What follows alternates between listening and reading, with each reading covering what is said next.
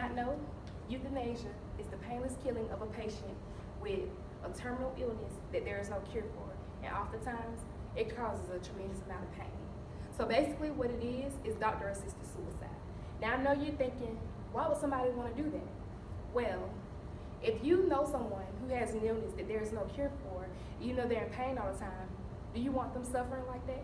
You would rather have them spend their last days with their family or doing the things that they love before it's time for them to go. Doctors prescribe a medication that kills the patient with no pain at all. It's basically like they just fall asleep, but they don't wake up. Euthanasia is only legal in only 5 countries. That's Belgium, the Netherlands, Colombia, Germany, Canada, and surprisingly in 8 different cities in the United States.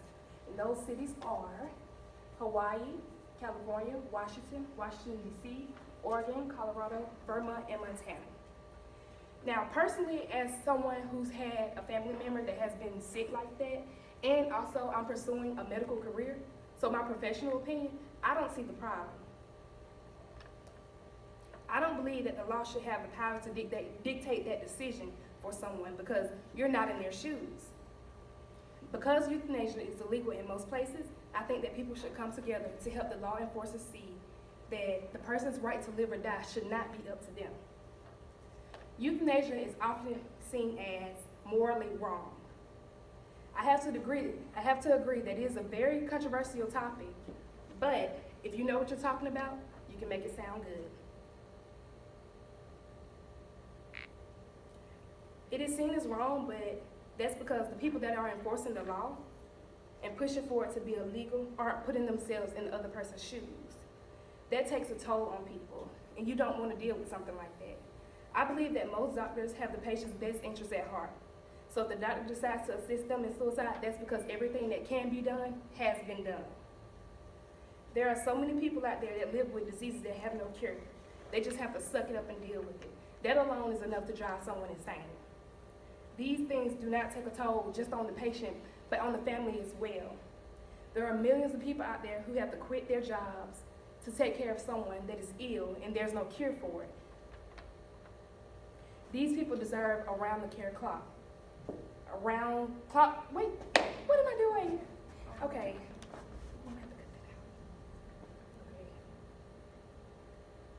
Care for someone who is sick like that takes around-the-clock care. People have to quit their jobs to take care of their ill loved ones, and that oftentimes leads to excessive struggle and poverty. They drown in debt, maxing out credit cards to pay for medical expenses and just to make ends meet. They go to countless doctor's appointments, stay up all night, and care for somebody who has a sickness that can never be cured. This hurts the family as much as it hurts the patient. People are killing themselves because of things like this. People don't think about the toll that it takes on your mental health when you're dealing with someone like this. And it's not just about the patient.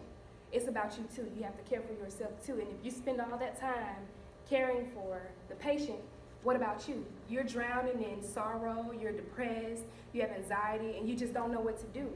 And I feel like it shouldn't be that way.